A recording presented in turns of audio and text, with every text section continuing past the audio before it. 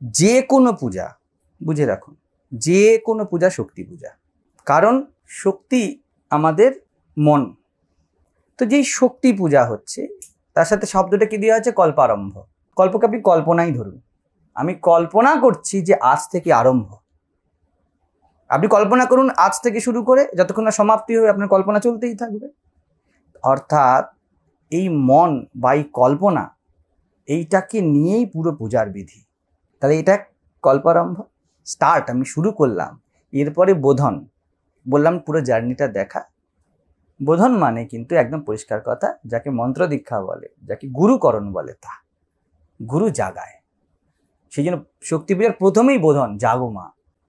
তো এই যে জাগরণ, এটা কিন্তু কম বেশি সবেতেই হয়। কোনো সময় সেটা আবাহন হিসাবে, কোনো সময় এটা স্বাগত হিসাবে, কোনো সময় প্রাণ প্রতিষ্ঠা হিসাবে। প্রাণ প্রতিষ্ঠা মানে কি? জাগরণ। অর্থাৎ আপনার ভিতরে চেতনা বা চৈতন্যময় যেন জেগে ওঠে।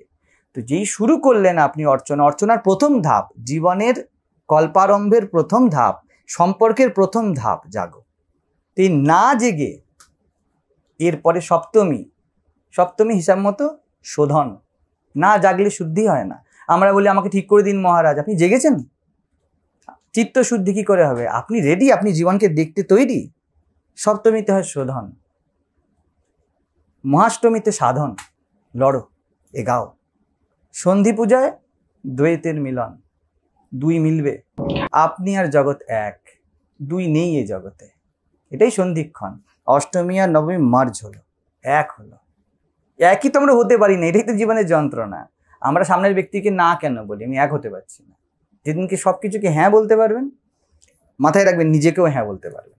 আমি বলি এদেরকে, তোমার যে বিবিধতা এতেও হ্যাঁ, আমার বিবিধতা এতেও হ্যাঁ, দেয়ার ইজ নো ক্ল্যাশ। তাহলে মিলল, ওটা প্রেম। নবমীতে মুক্তি, সম্পদ লাভ। সীতা ফিরে এসেছিলেন। সীতা মানে আপনার একটু আগে আমি যে বলছিলাম, আপনার মন হারিয়ে গেছিল, চিত্তরূপিণী সীতা ফিরে এলো আপনাতে, নিজেকে পেলেন ধ্যানে। এটা পাওয়া নিজেকে। এবার পূর্ণতা নবমী, যেহেতু পূর্ণতা তাই বিজয়া দশমী উৎসব, আপনি জীবনকে জিতেছেন। বুঝা গেল বিষয়টা? এটাই আন্তরিক দুর্গাপূজা।